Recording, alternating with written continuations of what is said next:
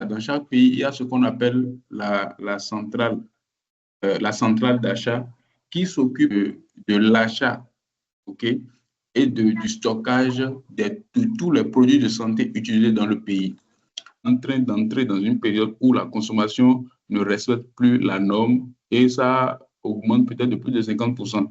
Donc, si tu voulais commander des médicaments pour un mois, tu ne vas pas commander 50, tu vas augmenter légèrement, tu vas commander peut-être 70. Donc, ça, c'est des cas particuliers, mais de façon générale, c'est que la règle, c'est de prendre les consommations des 3 derniers mois qu'on divise par 3 pour trouver la moyenne. Et c'est ce qu'on appelle la consommation moyenne mensuelle. Merci beaucoup, c'est une explication très détaillée. Et je comprends très bien que les données, les moyennes sont aussi contextuelles en fonction de la saison, des mois, de ce que le pays vit comme situation de crise qu'il connaît déjà et qu'il s'apprête. Il peut retourner dans une année antérieure pour revoir les données afin de prévoir quelle est la quantité à utiliser pour une période pluvieuse, par exemple. Maintenant, quand tu fais la somme, tu parles de 3 mois et tu dis de faire la somme des données des 3 mois. Est-ce que c'est la somme des quantités des moyennes sur 3 ou c'est la somme des données journalières? Scinder la logistique en 4 grands ensembles. Il y a aussi des petits ensembles. D'accord? Vous allez remarquer que dans le côté humanitaire, nous avons les programmes de santé qui sont vraiment très présents. Nous avons les programmes de nutrition et de cantine scolaire qui sont très présents. Mais aujourd'hui, dans presque toutes les organisations qui s'occupent du développement, que ce soit au niveau de la petite enfance, que ce soit au niveau de la santé, de l'agriculture, tout ça, ils commencent maintenant par développer ce qu'on appelle le cash transfer, le transfert monétaire. D'accord? C'est pour dire que, par exemple, au lieu d'aller apporter des vivres aux gens dans un milieu, par exemple, ils peuvent sélectionner les gens et leur envoyer directement l'argent qui va leur permettre de pouvoir avoir accès à ces vivres-là. D'accord? Et ils vont simplement travailler avec des centres de distribution, comme par exemple des petites usines ou bien des revendeurs de vivres, de nourriture, pour être sûr que quand les gens vont recevoir l'argent, ils pourront trouver là où acheter. Donc, ils vont recenser tous ces euh, vendeurs de vivres-là, ils vont étudier les prix du marché et s'entendre avec eux sur un prix standard, regarder un peu l'évolution des prix, tout ça.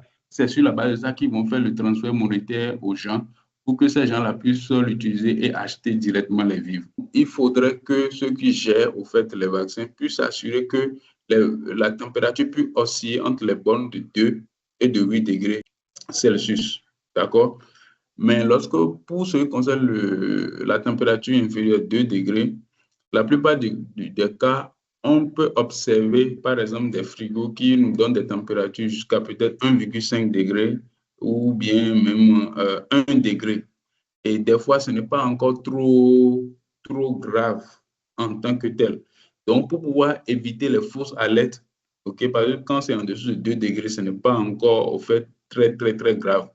Okay? Donc, le free tag, en réalité, au lieu de nous donner les températures entre 2 degrés et 8 degrés, c'est calibré de telle sorte que ça va nous donner les alarmes seulement lorsque c'est en dessous de 0,5 degrés. D'accord? Et vous pouvez voir, par exemple, sur le PDF que j'ai à l'écran là, le PDF là, en réalité, c'est extrait du FreeTag. Comme je disais tantôt, il y a une partie, un câble qui permet de connecter ça. Vous pouvez connecter ça à un ordinateur.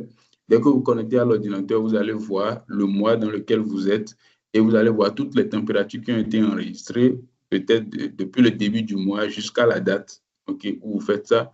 Et ça vous permet de pouvoir prendre cette donnée-là et voir un peu l'évolution de vos températures et aussi analyser si votre FreeTag est toujours de bonne qualité. Représente 1,1% du total des quantités de produits de planning familial dont la zone sanitaire ou bien le district sanitaire a besoin. Si on prend par exemple le condom masculin, okay, dont ils ont besoin de 10 259 quantité estimée, ça représente plus de 45% de tout leur besoin de routine.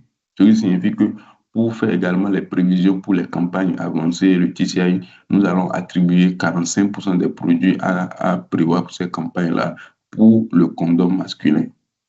C'est exactement ça qui est fait. Donc, pour calculer ce taux, on prend juste 242 divisé par le total ici pour trouver le taux. Si je prends l'exemple 242 divisé par 22 000, qui est le total, je vais trouver combien?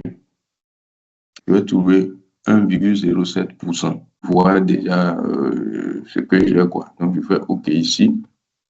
Donc, ça me met toutes ces données-là ici, d'accord?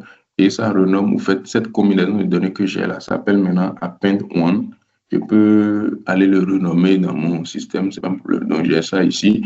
Je peux utiliser ça maintenant pour faire un graphique. Je fais un graphique, d'accord? Je fais comme ça. Supposons que je veux faire une présentation pour chaque centre de santé, on présente, mais peut-être que pour certaines données, on a besoin de faire une comparaison par centre pour voir quel est le centre de santé de la zone sanitaire d'ici qui a le plus de performance. Si je prends par exemple BCG, par exemple, je peux voir les objectifs que tous les centres-là ont eu, d'accord? Je peux voir qui a eu plus de performance, qui a eu moins de performance, etc. Je peux le faire par bassin, je peux faire pour les activités de maternité aussi, d'accord?